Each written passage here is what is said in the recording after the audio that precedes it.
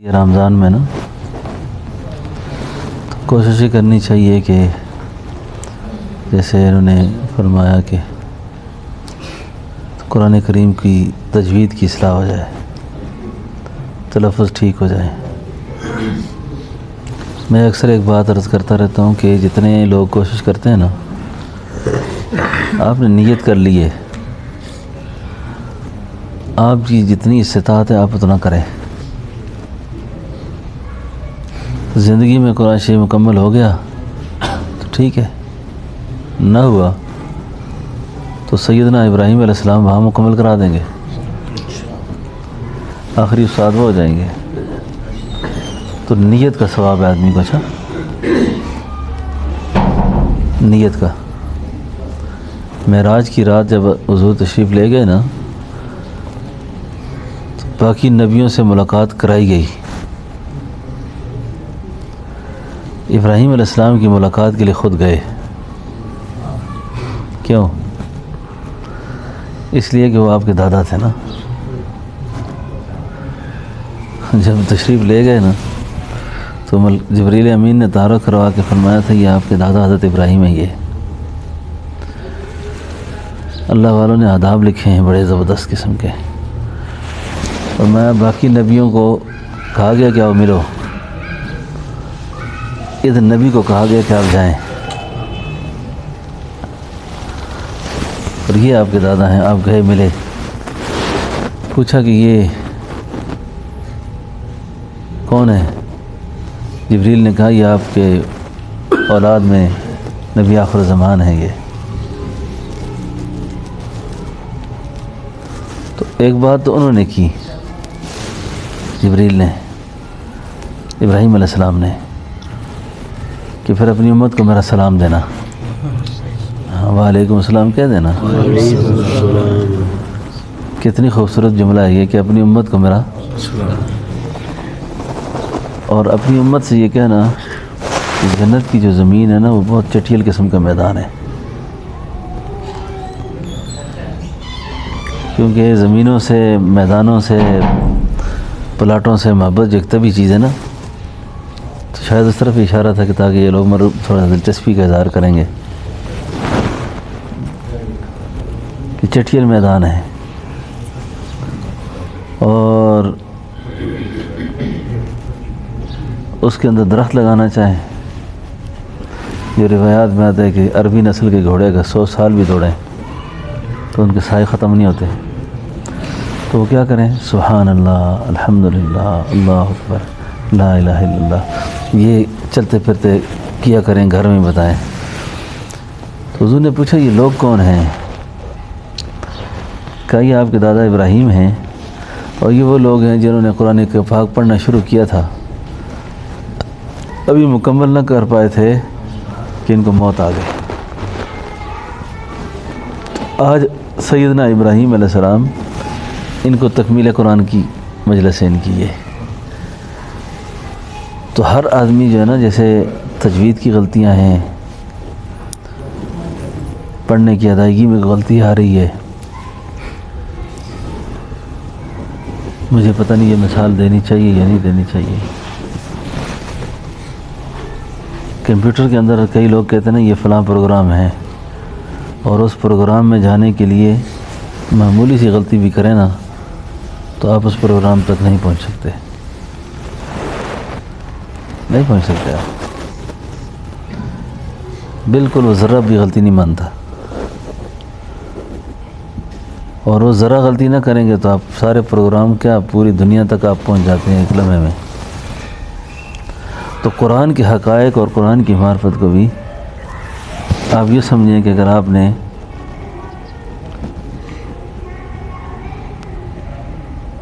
معمولی بھی غلطی کی ہے نا تو اس کے حقائق آپ نہیں پا سکتے۔ اس کا جو پہلا چیپٹر ہے، پہلا سبق ہے، وہ ہے ہدی للمتقین۔ قرآن کا خلاصہ کیا ہے؟ ہدی للمتقین۔ اب یہ تقوی ایک شرط لگائی گئی ہے اس میں، اس تقوی کو آپ بنیاد رکھیں گے، اس تقوی میں پھر اس کے الفاظ کا ٹھیک کرنا ہے، اس کے معانی کا سمجھنا ہے، اس کی تفسیر و تشریح کا سمجھنا ہے، اور سب سے بڑھ کر اس قرآن کے جو تقاضے ہیں ان کو سمجھنا ہے۔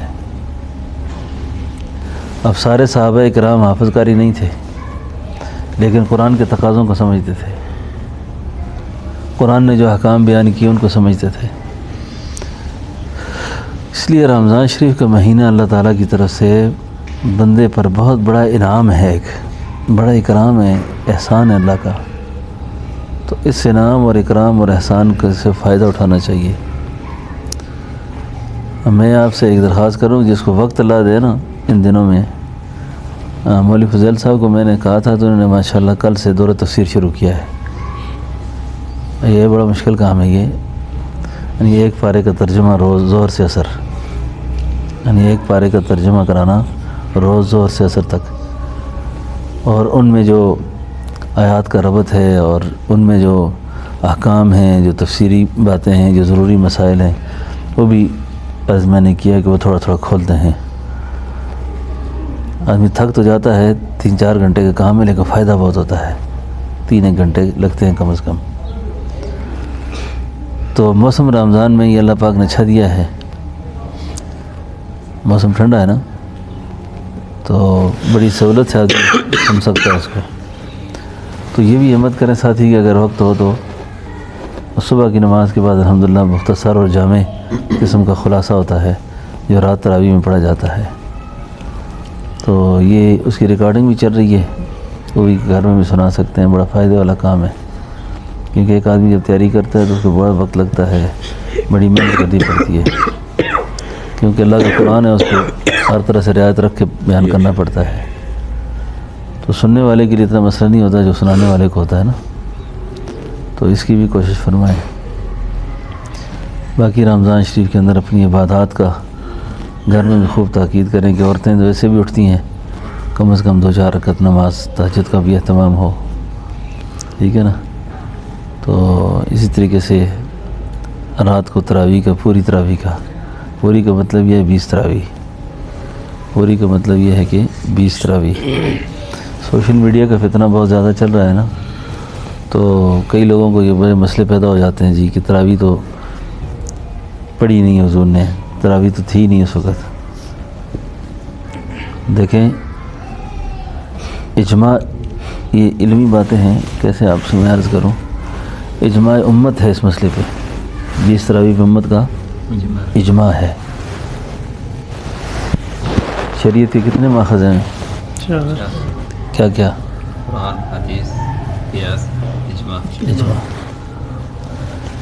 اب قرآن، حدیث اور اجماع اور قیاس۔ اس لیے دماغ ٹھیک رکھنا چاہیے۔ ہم اجماع اور قیاس کو کیا سمجھتے ہیں؟ اجماع اور قیاس کو سمجھیں کہ اجماع اور قیاس ہے کیا چیز ہے، یعنی جس پہ ساری امت کا اجماع ہوا، اس کا مطلب ہے کوئی مسئلہ، کوئی گپ شپ والی بات نہیں ہے، یہ کوئی گپ شپ نہیں ہے، اجماع امت ہے اس پہ۔ اور سیدنا عمر فاروق رضی اللہ عنہ کو اس سارے قرآن کا ثواب ان کا ہے، اس ساری تراویح کا ثواب ان کا ہے، بیت اللہ میں ہونے والی اذانوں کا ثواب ان کا ہے، کیونکہ سیدنا عمر کا اجماع ہے۔ اور ہمیشہ فتنے کا جو دروازہ کھلتا ہے نا، یہ بات بھی آپ سمجھدار لوگ بیٹھے ہیں، جس وقت صحابی کے عمل کو ترک کریں گے نا، نبی کا عمل ترک ہو جائے گا آپ سے۔ لو کان عبادی نبی اللہ کان عمر، اتنا بڑا انسان تھا۔ اور دوسری حدیث خلفاء راشدین کے بارے میں کیا آتی ہے؟ علیکم بسنتی و سنتی خلفاء راشدین، میری سنت، میرے صحابہ کی سنت، خلفاء راشدین کی۔ اس لیے لوگوں کی باتوں میں نہیں آنا کسی نے بھی۔ ساری امت کا اب تک کوئی گڑبڑ نہیں تھی، جب سے یہ فیس بک کا فتنہ آیا ہے ہر آدمی کے ہاتھ تقریر لگ گئی ہے، ہر آدمی کے ہاتھ تقریر لگ گئی ہے، جو مرضی منہ اٹھا کے چڑھ جائے بیان شروع کر دے۔ ایسا نہیں، پوری 20 تراویح، پوری 20 تراویح پورے اہتمام سے پڑھنے کی کوشش کریں، اور اللہ سے اس کی توفیق مانگیں کہ اللہ ہمیں اس کی توفیق دے کہ ہم پڑھ سکیں۔ اور پھر قرآن پاک کا سننا، سننا، اس کا بھی بہت اہتمام کریں، تو اللہ تعالی ہم سب کو اس کی توفیق نصیب فرمائے۔ تو یہاں ہم نے الحمدللہ ماحول خانقاہ کے اندر بنا ہوا ہے، تقریباً 24 گھنٹے الحمدللہ مسجد اللہ کا شکر ہے آباد ہے، 24 گھنٹے آباد ہے۔ کوئی سوئے ہوتے ہیں، کوئی ذکر کرتے ہیں، کوئی تلاوت کرتے ہیں، سب اپنے اپنے کاموں میں لگے ہوئے ہیں، سب اپنے اپنے کاموں میں لگے ہوئے ہیں۔ کل رات بھی میں دیکھ رہا تھا، میں نے کہا لوگ کہتے ہیں پاکستان ختم ہو جائے گا، قیامت آنے والی ہے، ابھی ٹائم ہے بہت، ابھی وقت ہے، اچھا ڈرنے کی ضرورت نہیں ہے، ٹھیک ہے نا،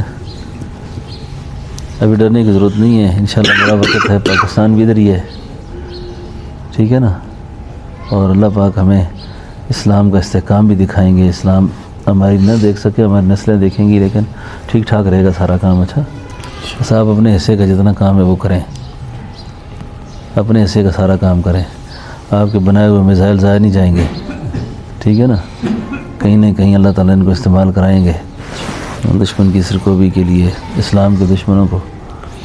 تو بہرحال گھروں کے اندر بھی اس ماحول کو زندہ کریں، قرآن کو خاص طور پہ۔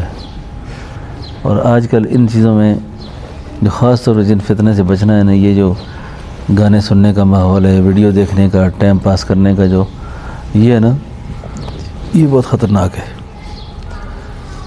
ان دنوں اس کو چھٹی دینی چاہیے، اس سے معافی مانگنی چاہیے کہ بس کچھ وقت کے لیے اس سے رخصت ہو جائے، تاکہ ہماری نگاہیں جو ہے نا غلط نہ دیکھ سکیں۔ تو اللہ سے دعا ہے اللہ ہمیں عمل کی توفیق دے۔ تھوڑی دیر مراقبہ کر لیں، پھر دعا کرتے ہیں انشاءاللہ۔